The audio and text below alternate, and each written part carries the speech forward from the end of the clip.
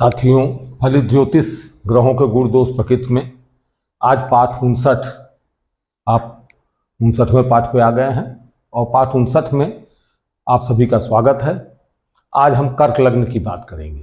3 लग्नों को पहले आप जान चुके हैं कि मेष, वृष, मिथुन जान चुके। कर्क लग्न पे, चौथे लग्न पे हम आ गए। चौथा लग्न में क्या होगा? अब आप चौथे लग्न में देखिए, सिद्धांत तो वही है जैसे मैंने बताया था।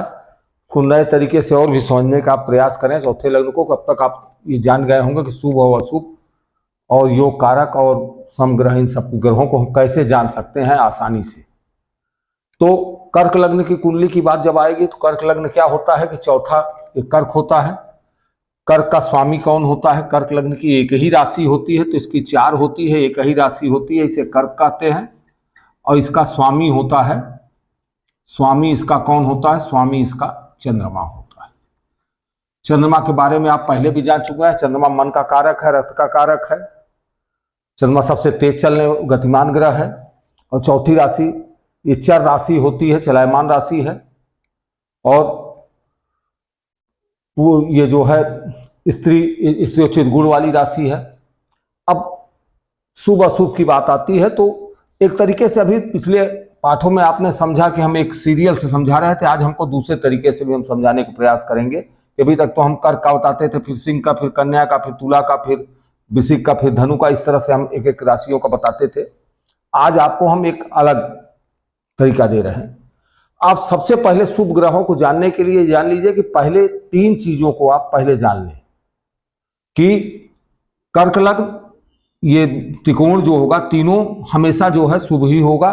तो 3 को पहले आप देख लें कि तीनों जो है शुभ होगा। कि ये त्रिकोण कर्क चंद्रमा, ये त्रिकोण का मालिक जो है हो गया वृश्चिक राशि हुई, ये मंगल। और ये जो होगी क्या कहते हैं, धनु, ये मीन राशि गुरु की। ये तीनों तो शुभ ही शुभ होंगे। इसी प्रकार जो केंद्र के हैं, अगर इसके शत्रु नहीं है तो शुभ होंगे। और बाकी 3, 6, 11 ये अशुभ भाव है और 6, 8, 12 ये दुख भाव है। इनके जो है वो अशुभ होते हैं। और जो केंद्र के इसके राशि के शत्रु होंगे, लग्न के शत्रु होंगे, वो भी जो है दुखद होंगे।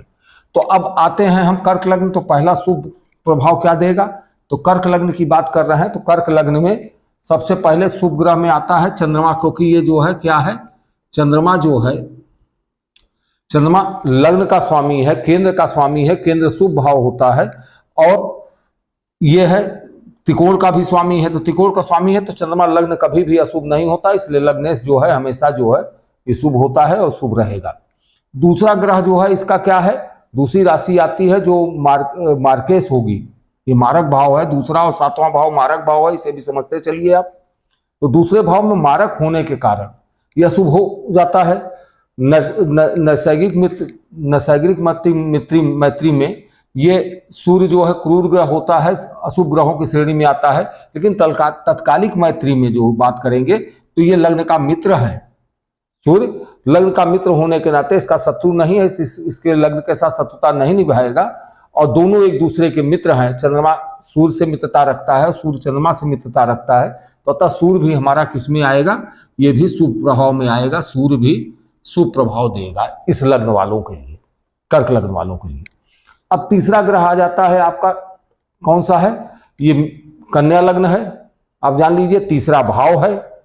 तीसरे भाव से आप देखते क्या है, छोटे भाई बहन, और उसकी बात करते हैं। इसकी दूसरी राशि कहाँ है? इसकी दूसरी राशि जो है ये मिथुन राशि है। वो कहाँ गई है? 12वें गई है, व्यय भाव में गई है।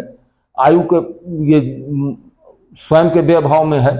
तो व्यय भाव में होने के कारण वहां दिक्कत परेशानी, दुख भाव है। तो बुध क्या होगा? बुध जो है, अब बुध देखिए चंद्रमा जो है बुध से शत्रुता नहीं रखता है, लेकिन बुध चंद्रमा से शत्रुता रखता है।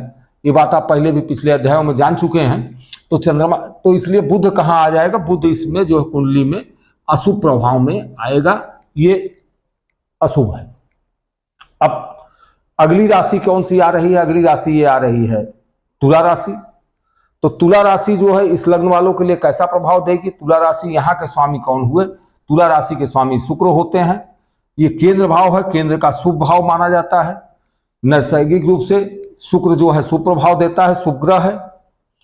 और इसकी दूसरी राशि जो है कहाँ है, ये गई है 11वें भाव में, और ये जो 3, 6, 11 तीसरा, छठा और 11वां भाव अशुभ भाव माना जाता है, अशुभ भाव में गया है। और यहां पे ये देखने वाली बात है कि एक तो ये नैसर्गिक रूप से शुभ ग्रह है, लेकिन इसकी एक राशि कहाँ गई, अशुभ भाव में चली गई।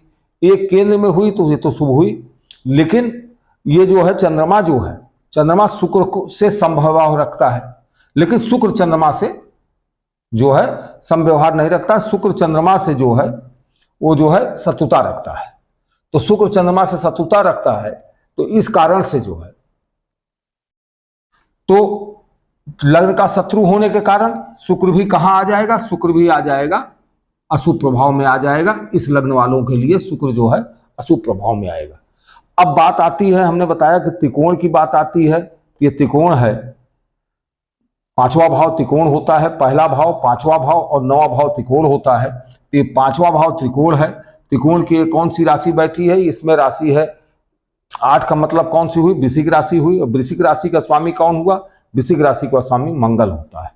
अब मंगल होता है, मंगल क्या है, चंद्रमा मंगल से मित्रता रखता है, मंगल चंद्रमा से मित्रता रखती है। दोनों एक दूसरे के मित्र होने के नाते हमेशा क्या करेंगे, ये मित्रवत व्यवहार करेंगे दोनों। और मित्रवत कहा जाए तो मंगल कहाँ आएगा, मंगल भी जो है आ जाएगा आपका शुभ प्रभाव में। इस कुंडली में मंगल शुभ प्रभाव देगा, कर्क लग्न की कुंडली में मंगल भी शुभ प्रभाव में होगा।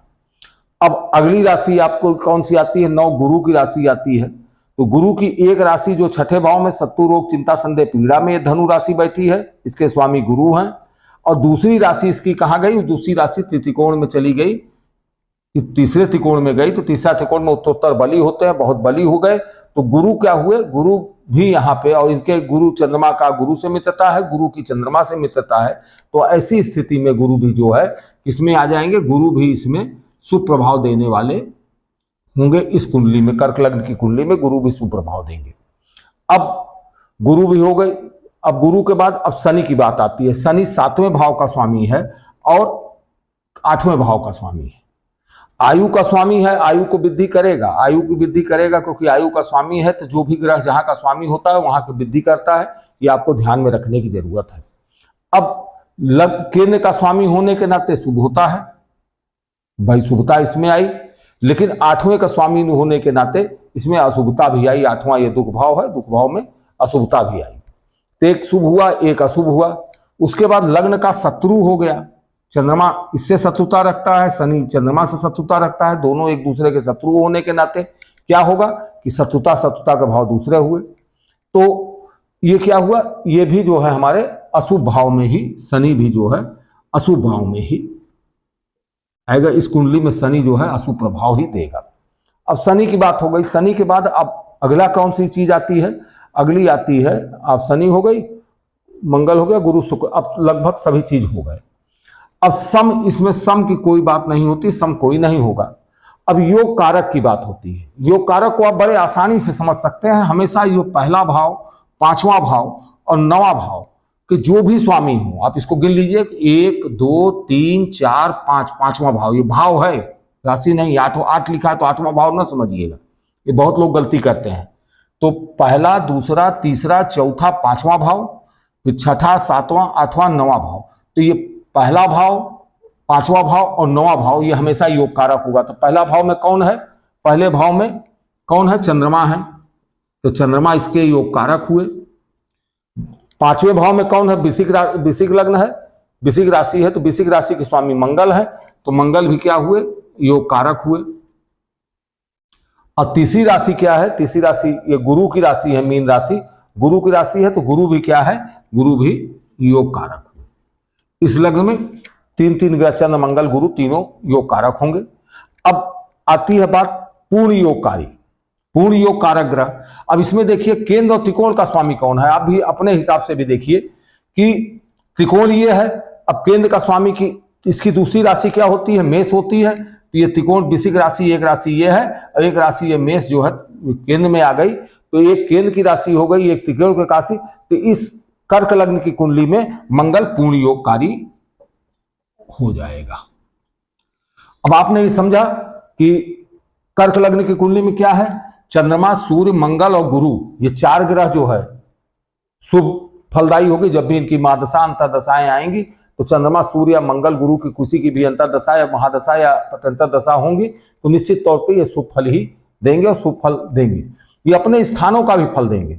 इसी प्रकार अशुभ फल बुध शुक्र शनि, बुध शुक्र शनि कर्क लग्न की कुंडली में शुभ फल नहीं देंगे, अपने स्थान का फल देंगे। जैसे शनि जो है यहाँ आयु का स्वामी होगा, तो आयु का स्वामी हो तो आयु की वृद्धि करेगा, क्योंकि आयु भाव का स्वामी है, उसकी दूसरी राशि केंद्र में गई है तो आयु की वृद्धि तो करेगा, लेकिन फिर उसका दृष्टि फल होता है। ये सब चीजें तो आगे आप जानेंगे।